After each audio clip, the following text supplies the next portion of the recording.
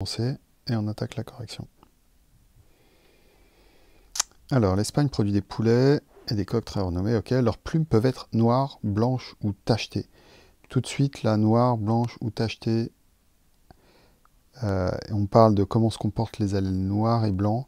On voit bien qu'on est dans un cas de codominance, hein, c'est-à-dire que ça ne va pas être une dominance incomplète où on aurait du gris qui serait entre le noir et le blanc.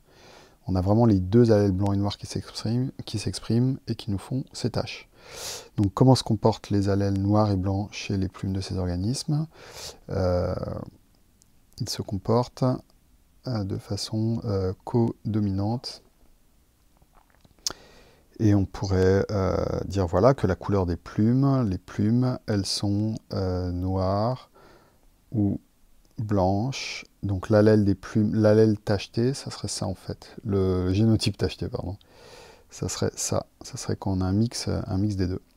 Quels sont les résultats possibles d'un croisement entre un coq tacheté et une poule blanche? Donc notre coq tacheté, alors on peut reprendre notre petit diagramme qu'on avait avec, allez on va mettre madame ici, monsieur ici. Donc on a dit un coq tacheté, donc c'est le génotype que je vous ai donné juste au-dessus, et une poule qui est blanche. Alors si la poule est blanche, c'est du PBPB. Voilà, donc du coup, on obtient, si on fait nos phénotypes, nos génotypes, hop, PB et PB. Ok, donc on a ici, j'ai fait deux lignes, mais on est d'accord que toute cette une seule ligne suffisait dans la mesure où on a deux fois le même allèle à gauche. Hein. Donc moi j'ai plutôt pour habitude, quand je l'ai fait, de me contenter de ça. Et j'obtiens directement mes 50% ici, 50% ici. Voilà, quels sont les résultats possibles? Donc on a deux résultats possibles. Le génotype PBPN qui est tacheté. Et le résultat PBPB qui serait blanc. Et ces deux résultats sont équiprobables. Quels sont les résultats possibles d'un croisement entre deux individus de la question précédente qui présentent le phénotype plumage tacheté? Plumage tacheté. Alors, voilà, c'est un autre... Cette fois-ci, on a un autre échiquier de punettes.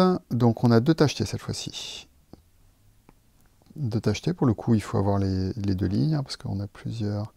Alors, plume noire, plume blanche, plume noire, plume blanche, hein, puisqu'on a les différents gamètes, les deux gamètes possibles pour un tacheté. Pareil pour le poule, pareil pour la coque. Pour la poule et pour le coq. Ok, donc on y va, on réunit nos gamètes, on fait une fécondation virtuelle via l'échiquier de punettes. Ici, c'est mixé, on a du tacheté et du tacheté.